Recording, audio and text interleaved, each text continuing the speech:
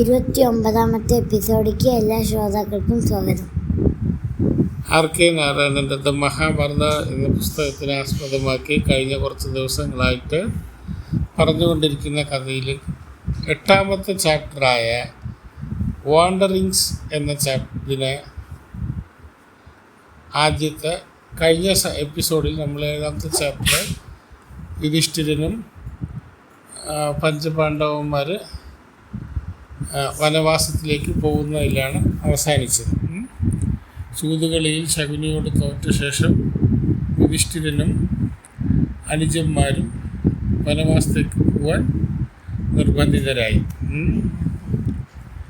അങ്ങനെയുള്ളപ്പോൾ ഈ പഞ്ചപാണ്ഡവന്മാർ മിണ്ടാതെ ഇങ്ങനെ ഇന്ത്യയിലെ കുറേ ഈ രാജാക്കന്മാരാകുമ്പോൾ രാജാക്കന്മാരുടെ കുറേ അനുയായികളുണ്ടാവുമല്ലോ.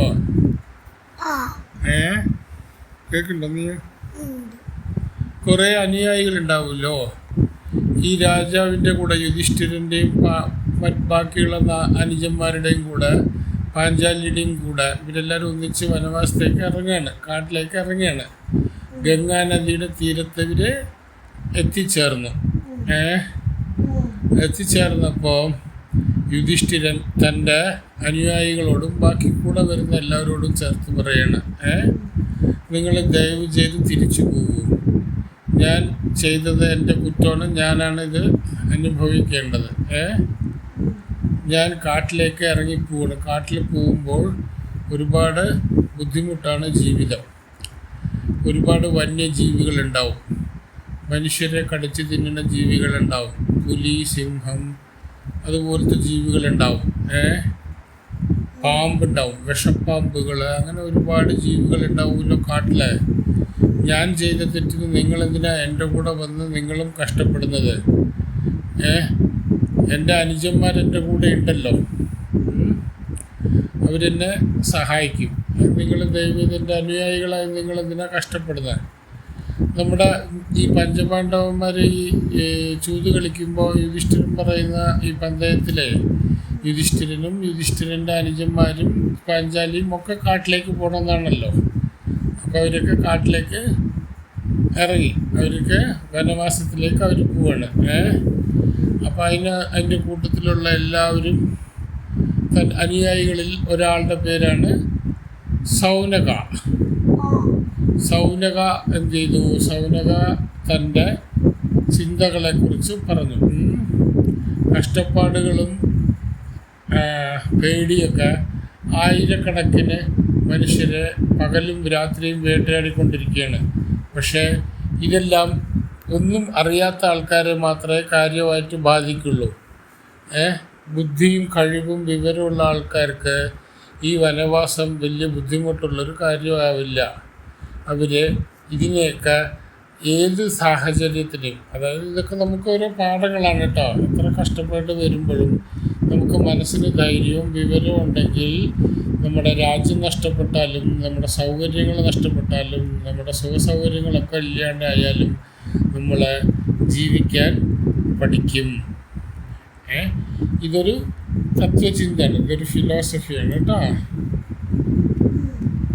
ഉറങ്ങിയോ? അപ്പോൾ തൻ്റെ ഈ കാര്യധാര പറയണ പഞ്ചപാണ്ഡവന്മാരുടെ ഏട്ടനല്ല, സൗനക പറഞ്ഞിട്ടൊരാൾ ഈ പഞ്ചപാണ്ഡവന്മാരുടെ കൂടെ വരുന്ന ആൾക്കാർ ഇവരെന്താ ചെയ്യണമെന്ന് വെച്ച് കഴിഞ്ഞാൽ മഹാരാജാവിൻ്റെ കൂടെ പോണവർക്കും ധൈര്യം പകരാൻ വേണ്ടി, മഹാരാജാവിന് ഉദ്ദേശിച്ചത് യുധിഷ്ഠിരനാണ് കേട്ടോ. ഇവർക്ക് ധൈര്യം പകരണ്ടേ? ഒരുപാട് യുധിഷ്ഠിരൻ പറഞ്ഞ പോലെ ഒരുപാട് ജീവിതത്തിൽ ഒരുപാട് കഷ്ടപ്പാടുള്ള സ്ഥലത്തേക്കല്ലേ പോകുന്നത്. അന്നത്തെ കാലത്ത് കാട് ഇതുപോലെയല്ല, ശരിക്കുള്ള കാടുകളാണ് കേട്ടോ. അവിടെ കുറേ ഒരുപാട് വന്യജീവികളുണ്ടാവുമല്ലോ. അപ്പോൾ ഇതിലേക്കൊക്കെ പോകുമ്പോൾ തനിക്ക് മനസ്സിനും ശരീരത്തിനും ഒക്കെ കുറച്ച് ധൈര്യമൊക്കെ വേണമല്ലോ. ആ ധൈര്യം കിട്ടാൻ വേണ്ടിയാണ് കൂടെ പോകുന്ന ആൾക്കാർ ഇതൊക്കെ പറഞ്ഞു കൊടുക്കുന്നത്. അപ്പോൾ യുധിഷ്ഠിരൻ പറയണേ, സൗനകൻ ഈ പറഞ്ഞതിന് മറുപടിയായിട്ട് യുധിഷ്ഠിരൻ പറയണേ, എനിക്ക് വേണ്ടി മാത്രമല്ല, എൻ്റെ വീട് നഷ്ടപ്പെട്ടതല്ല, എനിക്ക് എൻ്റെ അനുജന്മാർക്കും പാഞ്ചാലിക്കും വേണ്ടി വളരെയധികം സങ്കടമുണ്ട്. ഇവർ എൻ്റെ കൂടെ ഈ പറയുന്ന ഞാൻ ചെയ്ത തെറ്റിനു വേണ്ടി ഇവർ എൻ്റെ കൂടെ വരേണ്ടി വന്നതിലും ഇവർക്ക് വനവാസം അനുഭവിക്കേണ്ടി വന്നതിലും എനിക്ക് ഒരുപാട് സങ്കടമുണ്ടെന്ന് യുധിഷ്ഠിരൻ മറുപടി പറയുകയാണ്. അങ്ങനെ ഇവർ, അതായത് നല്ല ഭക്ഷണവും ഇതൊന്നും ഇല്ലാണ്ട് ഇവർ എന്ത് ചെയ്ത വനവാസത്തേക്ക് വീണ്ടും ഇവർ ഇറങ്ങി. അങ്ങനെ ഇറങ്ങുമ്പോൾ ഒരു സന്യാസിയുണ്ട്, ദൗമ്യ എന്നാണ് സന്യാസിയുടെ പേര്. ഈ സന്യാസി പറഞ്ഞു കൊടുക്കുകയാണ്, ജനിക്കുന്ന സമയത്ത് എല്ലാ ജീവജാലങ്ങളും മനുഷ്യരും മാത്രമല്ല, എല്ലാ മൃഗങ്ങളും, നായ, പൂച്ച, ഈച്ച, എല്ലാ ജീവികളും കരഞ്ഞുകൊണ്ടാണ് ജനിക്കുന്നത്. എന്തുകൊണ്ടാണ്? വിശന്നിട്ടാണ് ഇവർ കരയുന്നത്.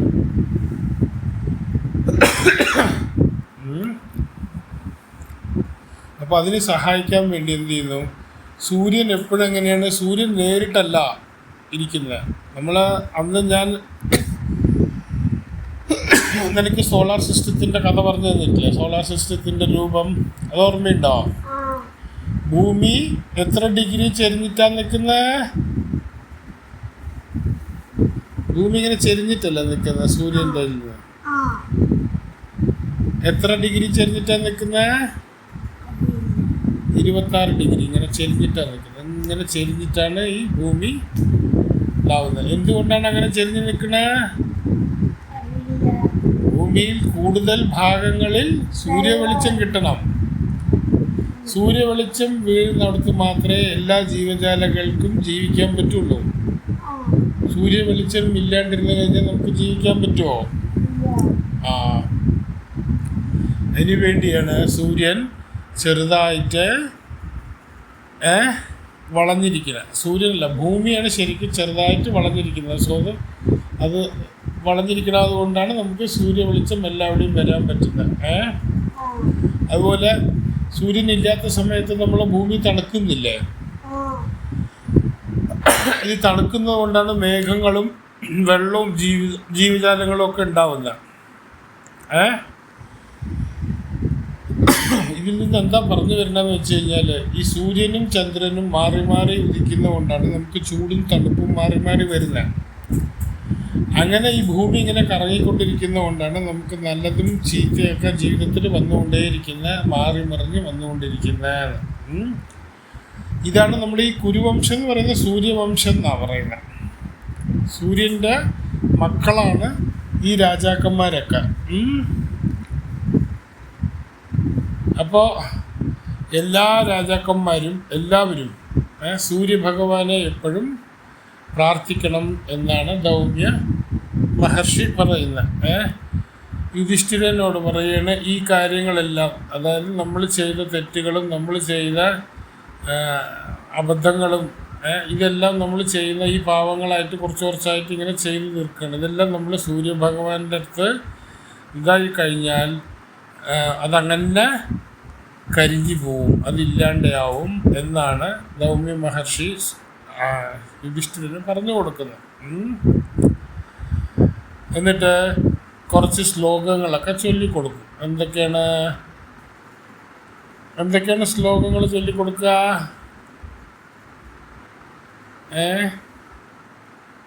ഉറങ്ങിയോ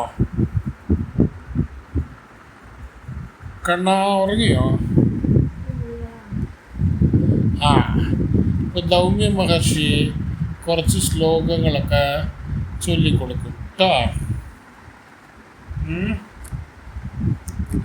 അങ്ങനെ ചൊല്ലിക്കൊടുത്തതിന് ശേഷമാണ് സൂര്യഭഗവാൻ എന്ത് ചെയ്ത്, സൂര്യഭഗവാനെ പ്രാർത്ഥിച്ച്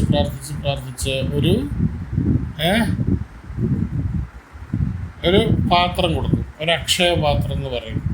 ഈ അക്ഷയപാത്രം പാഞ്ചാലിയുടെ കയ്യിലാണ് കൊടുക്കുന്നത്. ദൗമ്യ മഹർഷി യുധിഷ്ഠിരന് കൊടുത്തിട്ട് പറയും ഇത് പാഞ്ചാലിയുടെ കയ്യിൽ കൊടുക്കാൻ പറയും. പാഞ്ചാലി ഈ അക്ഷയപാത്രം കയ്യിൽ വെക്കട്ടെ. ഈ പാത്രം ഈ പാത്രം കയ്യിലുള്ള അത്രയും കാലം നിങ്ങൾ ആർക്കും തന്നെ ഒരിക്കലും ഭക്ഷണത്തിന് യാതൊരു വിധത്തിലുള്ള പഞ്ഞം ഉണ്ടാവില്ല. ഒരിക്കലും ഭക്ഷണം ഇല്ലാണ്ടിരിക്കില്ല. ഭക്ഷണത്തിന് വേണ്ടി കഷ്ടപ്പെടേണ്ടി വരില്ല. ഇനി അടുത്ത് വരുന്ന 12 വർഷവും നിങ്ങൾ ഈ പാത്രം വെച്ച് കഴിഞ്ഞാൽ നിങ്ങൾക്ക് ഒരിക്കലും ഭക്ഷണത്തിന് ബുദ്ധിമുട്ടേണ്ടി വരില്ല. എപ്പോൾ ചോദിച്ചാലും ഭക്ഷണം ഉണ്ടാവും. ആ പാത്രമാണ് അക്ഷയപാത്രം. ഇതാണ് നമ്മുടെ നാട്ടിൽ ഉപേക്ഷിച്ചിട്ട് പോയി എന്ന് പറയപ്പെടുന്ന പാഞ്ചാലിയമ്മൻ കോവിലുണ്ട് കേട്ടോ. ഉറങ്ങിയോ കണ്ണാ?